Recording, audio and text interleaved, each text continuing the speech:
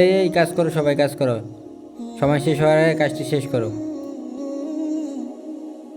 এই শেষ, আজকের মতো কাজ শেষ, রাখো সব। আজকে যাই মালিকের কাছ থেকে গতকালকে টাকাটা, আজকের টাকাটা নেই। সবাই চলো, আজকে অনেক পরিশ্রম করা হয়েছে। যাই চলো।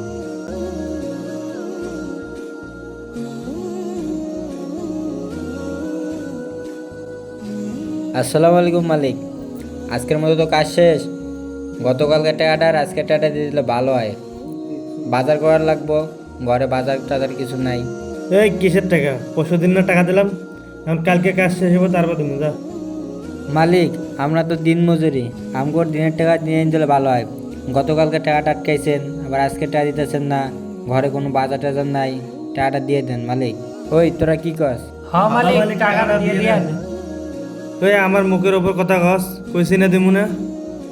কি হয়েছে ভাই, কি হয়েছে? এদের সাথে রাগারাগি করতেছেন কেন? এরা কাজ করছে, বলছে আমি কালকে টাকা দেবো, এটা তাও মানতেছে না। আরে ভাই, কি করছেন? সর্বনাশ সর্বনাশ! ভাই, আপনি কি জানেন আমাদের প্রিয় নবী হযরত মুহাম্মদ সাল্লাল্লাহু আলাইহি সাল্লাম বলেছেন, দিন মজুরদের গায়ের ঘাম শুকানোর আগে তাদের টাকা পাওনা যা আছে সব পরিশোধ করে দিতে হবে। আর আপনি কি করছেন? একদিনের টাকা আটকেছেন, আবার আজকের টাকাও আটকাচ্ছেন। এটা ঠিক না ভাই, আপনি তাড়াতাড়ি এদের টাকা পয়সা দিয়ে দেন, নাহলে আপনার বিপদ হবে।